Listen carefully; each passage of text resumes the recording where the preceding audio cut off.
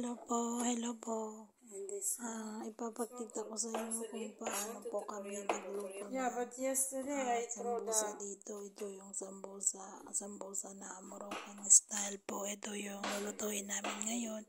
So ito yung bihon, tapos yan naglagay kami ng butter at saka oil. I like this also. Paprika powder yan, at saka pepper, cumin po, at saka bawang yan nilagay namin. Cumin. We can make like this, keep it in the freezer. So, siya, yung amo kong babae ang nagluluto. Ako naman yung taga-video kasi sabi niya videohan ko daw, wag lang daw ipakita ko yung mukha niya. So, ito yung ginagawa ko. Ay, wala kasi kami masyadong lulutuin. Ngayong konti lang ang lutuin namin. Marami kasi kaming pagkain na leftover kahapon. Binili niya. So, yan asin po. Nilagyan na niya ng asin. Kaya sobrang nagpapasalamat po. Napunta ako dito sa kanila. Kasi sobrang napaka-open-minded nila. Saka professional talaga sila. Ayan po. Chap-chap na niya. Nakikita naman yun na chap-chap na niya kung yung bihon na sinasabi ko. Tapos ihalo yan sa hipon. Paghaluin po. Dito po, ibang-iba sa mga dati kong naranasan na naging amo nung nasa Qatar pa ako, kasi dito po sabay kami kumakain. Isang mesa lang po kami kumakain. Hindi po sila papayag na mag-separate ka or bubukod ka sa pagkain mo. Parang mag-isa ka lang. Tapos, pag wala po siyang trabaho, yung amo ko mo. So we have to keep it like 10 minutes. Something like that. It's okay. Asian people, they more eat like with soy sauce. Ito naman nakikipaglaro sa bata. We use spices. Tapos like, yan nilagay na namin pepper. yung green dyan na nakikita ninyo. Coriander leaves at saka parsley leaves lang yan po. Tapos yan na yung paprika, yung pepper. We use the pepper. Pula like dyan. Coriander, parsley, cumin. Tapos some stuff, no. Oo, pag pag wala po siyang trabaho, dito lang siya sa bahay. Minsan siya yung pag may trabaho ako sa kusina, siya naman yung nagtutupi ng damit nila, kasi yung damit nila dito nilalabhan ko lang, hindi ko na siya giplansya kasi hindi naman nagaplansya dito. Tinutupi lang po yung mga damit nila. Tapos siya na rin yung magtutupi. Pati yung bata, yung anak niya, tutulong yan. Sama-sama po kami ginagawa yung trabaho dito sa bahay. Ayan na, nilagay na po niya yung hipon na gichap-chap niya kanina. Nilagay na po sa hinalo na niya dyan sa kawali. Tapos, yun nga po, pag wala siyang, kwento ko pag wala po siyang trabaho, talaga tinutulungan nila ako sa gawaing bahay. Hindi po ako mag-isa ginagawa lahat ng trabaho dito sa bahay, kahit na maliit yung bahay nila.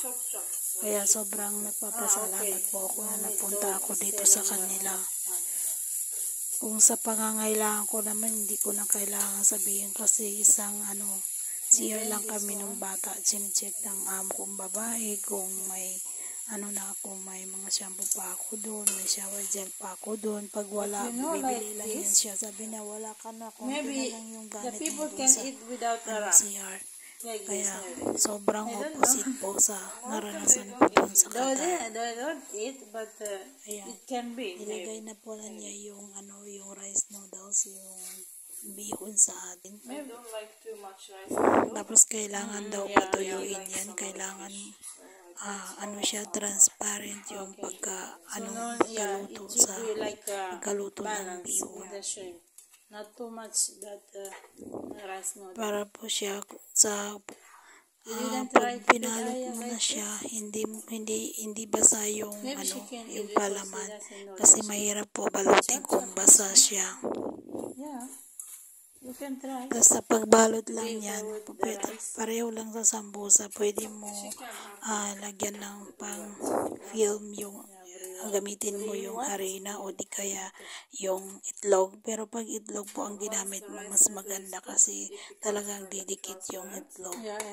Sa pagbalot po, pang film lang niya pag pang sarado po. Okay. Ayan po. Hihintay ko na lang siya matapos. Ako naman ito taga-video lang. Huwag kong kunin yung mukha niya. Basta yung luto-luto lang namin ang kunin ko. Kaya, Yes. alhamdulillah Nice. talaga. Sobrang papasalamat ako dito sa kanila. Shrimp. Yeah. Ayan po. Habang hinihintay natin na matapos yung pagluluto na yan, kwento ko sa iyo. Magkukwentuhan muna tayo. Okay. So Dito we have kasi, to keep transparent all the noodles. meron kahit na maraming kahit may bisita. Minsan lang kasi siya nagkakaroon ng bisita. Kung may bisita, mawala ng problema. Kasi tungkol sa hugasan, may naman kami, may machine naman kami na dishwasher. Kaso, hindi ko siya ginagamit pag kami lang kasi konti lang kami dito. Tatlong adults lang saka isang bata lang. Ginagamit ko lang siya kung may mga bisita kami, maraming hugasan yon. Kaya sobrang thankful ko kasi second Ramadan ko pa ito naranasan na na yung wala masyadong trabaho, pwede ka magkahiga-higa sa during the daytime. Usually kasi ang talagang experience ko is pag Ramadan talaga walang tulugan, walang pahinga. Sobrang nakakapagod, tawag dito, tawag doon, utos dito, utos doon, luto dito, luto doon. Parang ganun po siya. So ngayon sobrang simple po yung iftar namin.